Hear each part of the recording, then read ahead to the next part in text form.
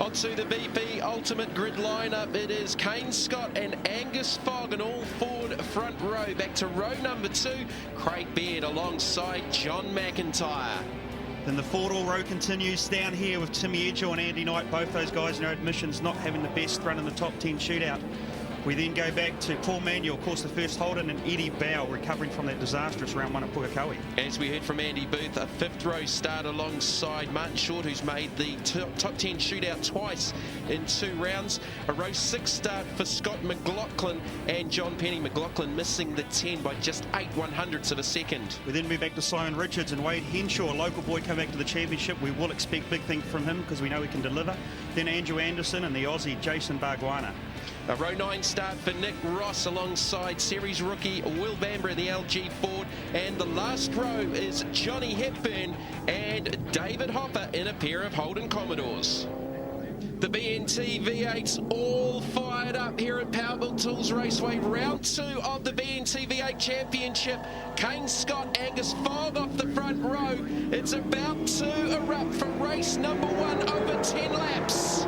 Johnny McIntyre a little bit tardy at the start there. Craig Baird going to come down the inside, but who is going to go down to the turn 1? Think they can outbreak everybody on the grass and cause mayhem? Who's your money on? Fogg's going to try and stay there on the outside. Kane Scott to the inside of the kick, down to 2. It's a late braking duel between the 2 and Craig Baird just sniffing with an inside run on Angus Fogg. He may have the inside line to potholes. We go on board with Kane Scott leading on the first lap. Boys Joshua position. They got through turn 1 and 2, which I think is just an absolutely amazing feat because we haven't seen that recently in turn 1. Foggy ran wide though. That's opened up the opportunity for Craig Baird down the inside of the hairpin with Tim Edgell right underneath his rear wing as John McIntyre gets Foggy. A bit of a touch up off the hairpin. You're right, Johnny McIntyre's getting shuffling back here. Here's Andy Knight also have a look at McIntyre. Dustin plenty at the back, but nothing of that. So everyone getting through the first half a lap with not too much really going on in the way of major contact on board with Martin Short. So he's got jumped by Wade Henshaw on the first lap in the Easy Buy Car Auctions Ford. Craig Baird, he's got ahead of Angus Fogg. Oh, Fogg with big time understeer. He's struggling on this opening lap. Johnny McIntyre's going to benefit here because he'll probably just slot right in behind Angus Fogg and get Timmy Edgell. No, the boys are jostling for position, aren't they? Yeah, Timmy Edgell with a strong start on the opening lap, starting out of position 5, on board with John McIntyre, out of the sweeper to complete lap number 1. Andy Knight drops a wheel off just in front as McIntyre's gone down the inside to try and maybe get up the back of Angus Fogg, down into 2. Just got to tuck himself right in behind Angus, and he's got the third line for turn 1 and 2. What's going to happen here? Andy Knight locking a wheel. Angus Fogg right off. Yeah, well, I think that was Foggy braking late and pinching a brake, and it's dropped them back outside the 10. Scott McLaughlin by John Penny. So the championship leader up against it on the opening laps of race 1 here at Powerbuilt Tools. That's crucial because going into this race, he only had a 1-point advantage over Craig Baird. Oh, they're stacking up at the hairpin. Paul Manuel and Andy Knight. And John Penny dug it down the inside there, picked up probably 9 or 10 places in one hit. Lots of damage to the left side of the Century Batteries Ford. Well, that's undone. A good qualifying effort for Andy Knight, and you'd think he will probably have to pit on board here with John McIntyre. So this is Fogg up the inside. Oh, you see what happened? This He is rode where the he's curb. gone off early. Yeah, rode the curb and just spat him out the other side of the corner. Now, what transpires after this? So this is a continuation of the peak replay, just pinching that left front brake and going off onto the grass. That's for Angus Fogg. Not too sure what happened to Andy Knight. This is on board with Scott McLaughlin at the hairpin. It's all happened to the inside of him. McLaughlin's gone to the grass and avoidance in the super cheap auto Holden. So he's lost some position as well. Manuel's recovered. I wonder if Paul didn't just get the end of that. Maybe it was triggered up in front of him. At some stage, a couple of cars got together, and of course, that actually worked in Angus Fogg's favour because we saw it in turn 1, 2, got filtered back, but this is a rather smoky car. Yeah, Andy Knight just trailing damage, so you would think that he will pit. Well, that's a tough start to the weekend for the hometown favourite. Kane Scott continues to lead.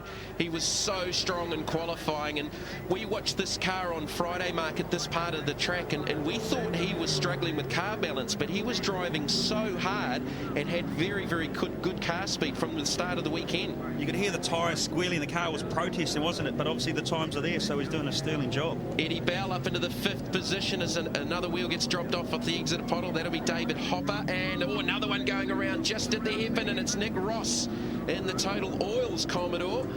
So the hairpin's already claimed a couple of victims in race number 1. A big flame out from the exhaust as the car gets fired back up. There's Andy Knight, flat left front tyre.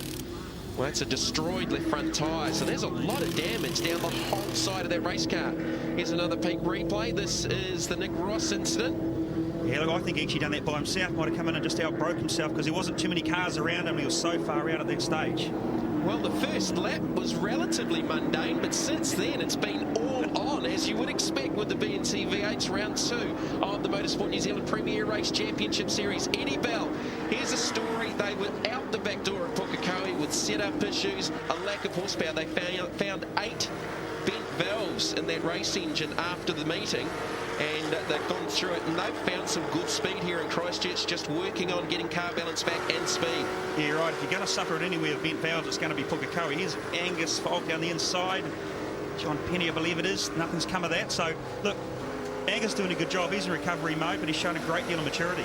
Yeah, on board with Martin Short in the zone Ford. He is in the 8th position. John Penny 9th. Angus Fogg in 10th. Going into this race, as we said, a 1-point advantage for Fogg in the championship after the first round of Pukekohe over Craig Beard. Got to look at the damage Paul Manuel suffered somewhere. Maybe that was in that incident we saw a couple of laps ago at the hairpin. Yeah, but I think he nosed into the side of Andy Knight sort of towards the end of it in the Oryx Commodore. Yeah, think about that, Jamie, is Paul's damage is on the left-hand side. If it was at the hairpin, you'd expect it to be on the other side. So maybe residual damage from another incident somewhere else. Yeah, it won't be the first one this weekend, as we're back on board with Martin Short, with Angus Fogg now filling his mirror. So he's got around John Penny. So Fogg now up into the 9th position, trying to minimise this points loss after that off just a couple of laps ago, off the end of the main straight. So Short continuing to do a good job is Andy Knight, and it looks like it's over for the Century Batteries Ford. Yeah, look, this car suffered a lot of damage, particularly to the back of it, so maybe some other damage a team couldn't pick up at the time.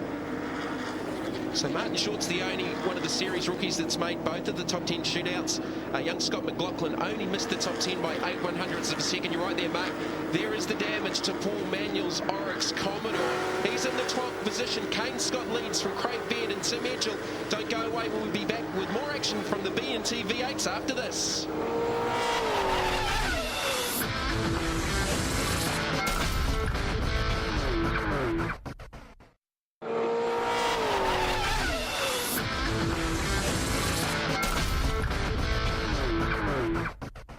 Well, the action continues here at Powerbuilt Tools Raceway. The biggest battle right now is probably just inside the 10. Martin Short trying to hold on to 8th ahead of Angus Fogg. Just up ahead of them, Eddie Bell, Andy Booth and Wade Henshaw in the 5th, 6th and 7th position. That's a good gain for Wade Henshaw, Mark. Yeah, we expect to see him that, to be honest with you. I spoke to him after qualifying and they made a change. Going into qualifying, it was the wrong way. So the good news about that, today they go in the exactly opposite direction. Well, it's been a while since we've seen Wade Henshaw in the championship. He made an appearance in that car at the ITM 400 as support for the V8 supercars. And he's doing the South Island rounds, at least I understand, in the Alan McCarris and Easy Buy Car Auctions Ford. Yeah, I think the plan is to do Manfield round in the ITM 400 at Hamilton. So they'll continue developing. But to me, Wade Henshaw is the Andy Booth, but in the Ford world, he doesn't know when to quit. He's just a hard charger, and it's 110% every corner of every lap. Oh, he's a great engine builder, we know, but I mean, probably one of the most underrated drivers in the country. And we haven't seen him racing for a little while, as Angus Fogg's got the inside run here on Martin Short. Martin Short just shows so much maturity, doesn't he? A lot of guys would have tried to defend that line. He knows Angus is quicker. Let the car go and follow him and learn something off him, and that's why this young man in time is going to be a sensation. So Angus Fogg now up into the 8th position. There's only one driver in the 29s. That's the race leader, Kane Scott.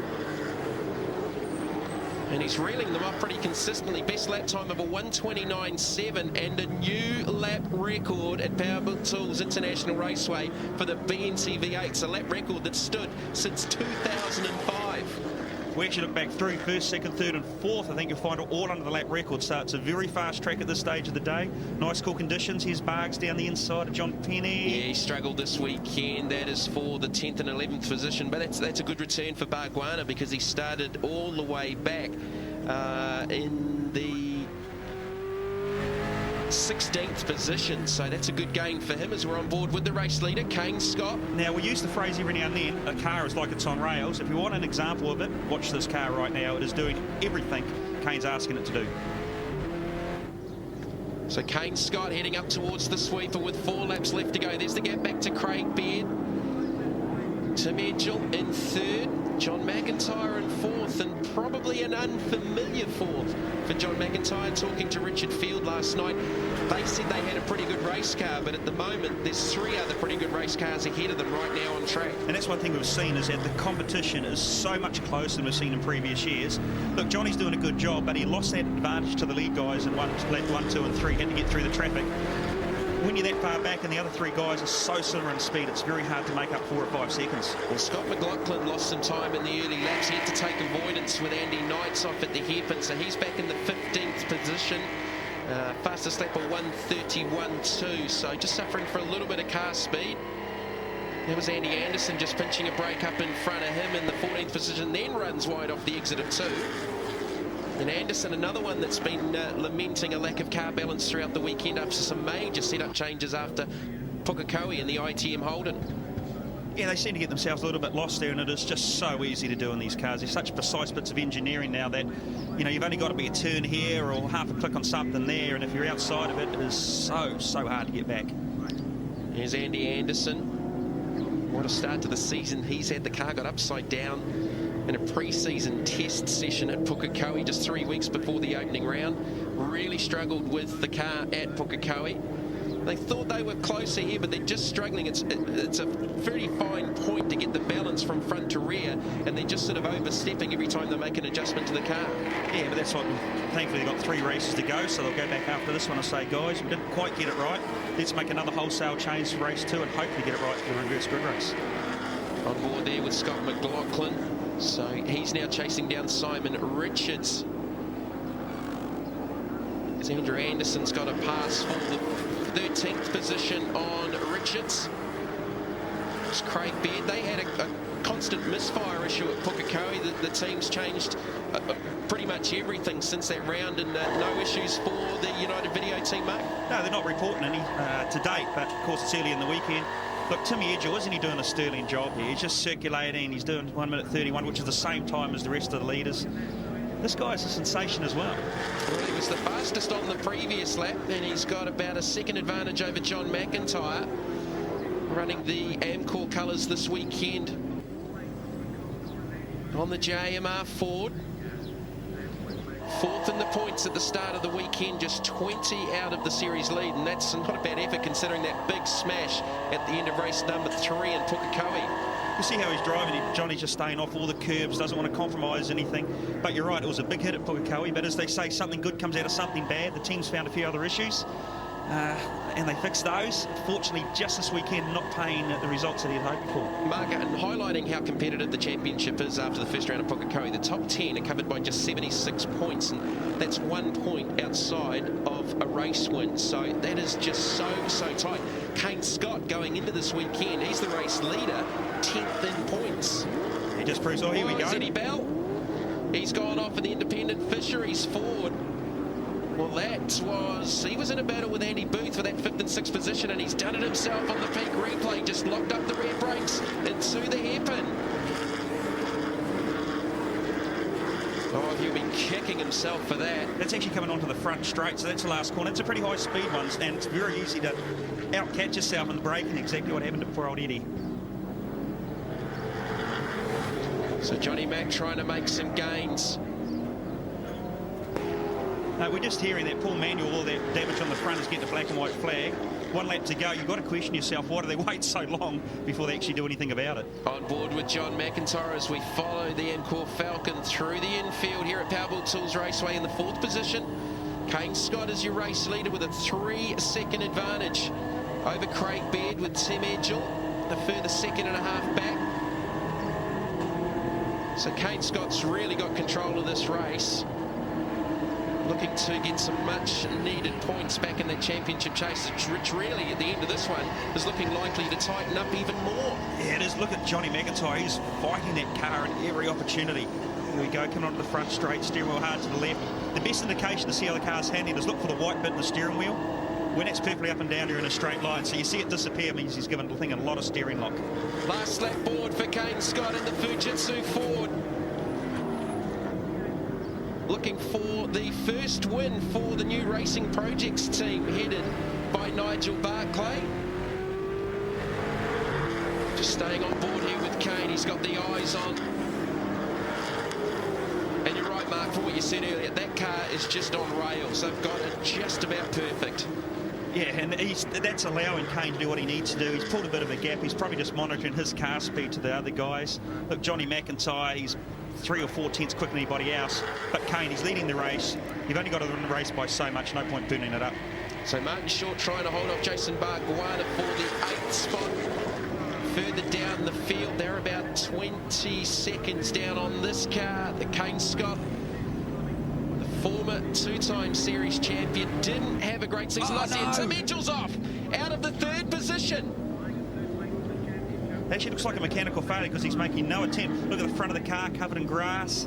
Yeah, look, no smoke, maybe something else that we just can't see. Tim Edgell, 3rd in the championship going into the round. Here's the peak replay. Something underneath the car's hanging down there. Has that done a drive line, maybe a drive shaft? Quite possibly, yeah. Well, Tim Edgell out of the 3rd position. Kane Scott in control out of the final corner. It will be the Fujitsu Ford in the number 1 position at Powerball Tools Raceway for race number 1. Craig Beard will pick up 2nd. John McIntyre gains a spot and will finish 3rd. Well, Kane Scott first across the line and a new track record, but unfortunately the former 2-time series champ has been assessed with a 10-second penalty for breaching the start rules, handing the win to Craig Beard with John McIntyre in 2nd, Kane Scott maintaining 3rd after that issue, Andy Booth in 4th, followed by Angus Fogg and Wade Henshaw.